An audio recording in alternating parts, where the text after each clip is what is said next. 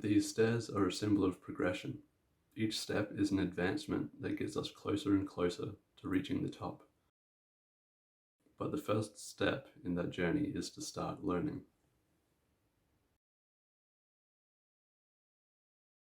Understanding Comics by Scott McCloud was a great way to learn about the process of editing. Here's one page in particular that stood out to me. He gives several examples of a little story and discusses the challenges involved in balancing the amount of content you're making. It's difficult to avoid giving too much or too little information because you can't really consider how the audience is going to interpret that story.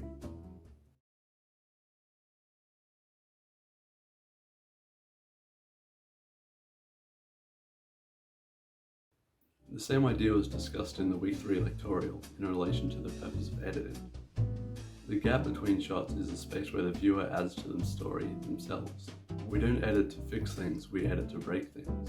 That line alone gave me a whole new perspective on the capabilities of editing. Editing is a vital part of storytelling, even if we never really notice it. It can be the deciding factor of whether or not a scene really works. It gives everything balance between shots. Balance.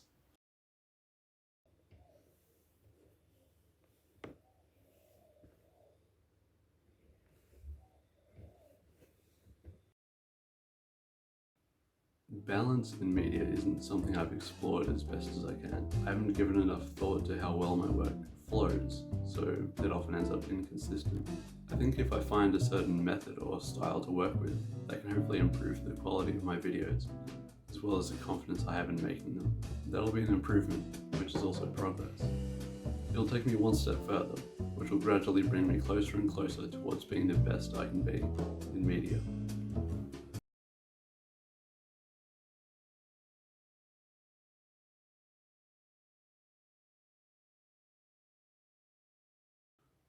In order to do any of this, it's important to do it the right way, especially when it comes to copyright. Here are 3 things to consider when dealing with copyright.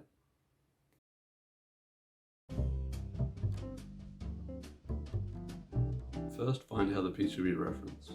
Maybe you just need a citation, but maybe the format is different, or there are attributions you have to follow. Second, consider how much you really need it. If it doesn't enhance your work, for example, a clip of a movie for entertainment, that probably won't go well. That's why it's often better to go for Creative Commons and free use material. They set much clearer boundaries and are often much easier to find and use.